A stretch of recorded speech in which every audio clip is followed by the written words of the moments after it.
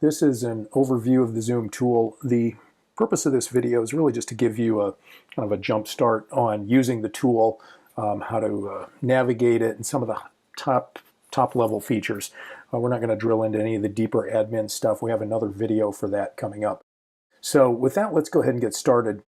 I will mention that we also do have a help section on our product. I'll jump over here to this. If you go to the bottom of our homepage at zoomsocial.com and click help here, you'll see a whole series of videos on various ways to use the tool.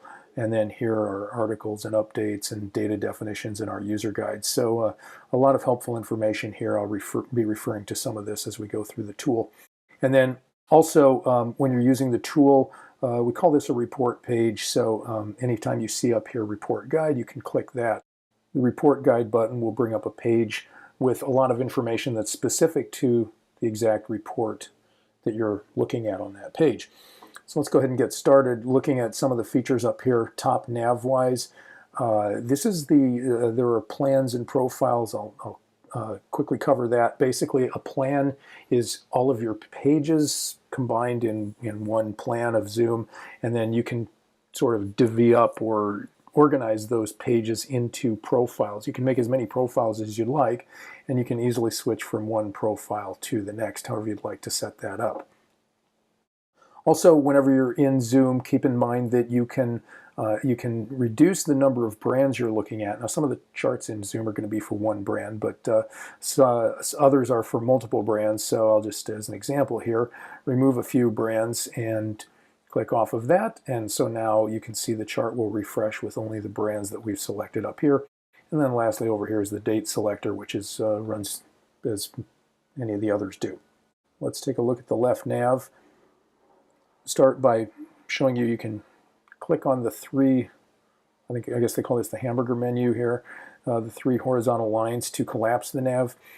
Looking at the nav, the data is organized by network. Here you can see Facebook, Instagram. You can also, you'll see LinkedIn if you have that connected for your brand. And then cross-network data is bringing the data views together. So in other words, fan leaderboards across all of the different networks here. You can see here how this is showing the various networks. And then lastly is the tools section here. This is lets you really drill in on some of the deeper data that's available, some of the private data that's available. And I'll get into that in a little bit later as well. Let's go back up. These are some of the more complex parts of the tool though. Let's go back up to our example here and let's take a look at a couple of sections here within each of the networks. You'll see brand and you'll see competitive. Brand data is, as the name might imply, specific only to your brand. And then the competitive data is where we compare your brand to any of the other brands that you've selected to include in the profile. Now, the reason we have two sections here is that in some cases the brand data will be private data. For example, in Facebook, you can make this insights data. We always give you the option to include the highest level of brand, or I should say most complete set of data that you can have for that brand, and that will be accomplished by going over here and connecting either your Facebook Insights, connecting your Google Analytics, connecting your Twitter, or importing your Twitter ads data here. And then the competitive section is where we compare the public data. So obviously the private data, you don't have access to your competitors' Facebook Insights data, but you do have access to their public data. And so when you go into the competitive section, here is where we compare apples to apples, if you will. We're going to take the publicly available data for the competitors and use your publicly available data to make those comparisons. Now with that, we just mentioned the idea of public versus private data. So let's take a look at one other section here that will help explain a little bit more about data, and that's the data definitions. Now you'll notice when I'm scrolling over these, you can see these data definitions popping up. We include those wherever possible. You'll also see sometimes at the bottom of our charts additional data information. Sometimes it's even a little bit further down. I'll show you an example here of where it's a little bit further down on the page. Those are places where we've placed definitions of the data or the charts to help explain what's going on. And then additionally, if you go over here, you can click on the data definition section here. And if you go to that, probably open up a new page here, and that will give you, that will take you to a page where we have all of the data definitions used throughout Zuum. So we're always trying to keep you as informed as possible on what you're looking at and what options or what the data means. Let's take a look at one other area here, some independent charts. I'm going to go in and pick, let's take fans here. Fans is a good example. So when you click, we do what we call contextual data presentation in many of our charts here, and you'll see this whether it's posting volume, fans, or engagement levels.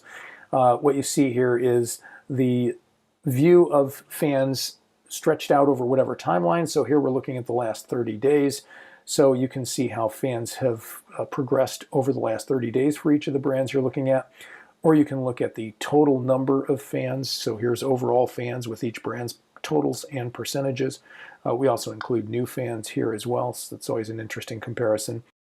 These charts are interactive, so you can deselect brands here. Now you could also do this going up here and selecting only a couple of brands or one brand, but you might want to do this more quickly on the fly. Now you notice how when I get down to one brand, with a line chart like this for fan count, that can really help isolate in on some of the more interesting areas. So if I were analyzing this competitor, I would probably want to go back and look at what they were doing during this period, look at their content for this period, and see what if there's some promotion or whatever that they were running to increase their fan count. And as you go through and look at different brands, you'll see some of them go up pretty gradually and consistently. Others, as we just saw, had a spike. Sometimes you'll see them go in reverse.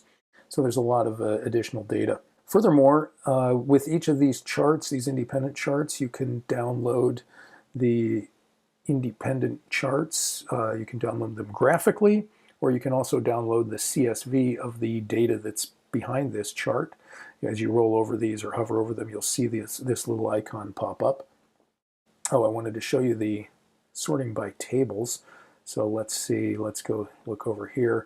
When many of the tables, you'll be able to sort by the column header for that table. So you can see how the gradients show you the rank for whatever column you've selected. And then the other gradients help you look for relationships between those pages. For example, there's typically an inverse relationship between fans and fan growth rate. You can see that represented here very clearly.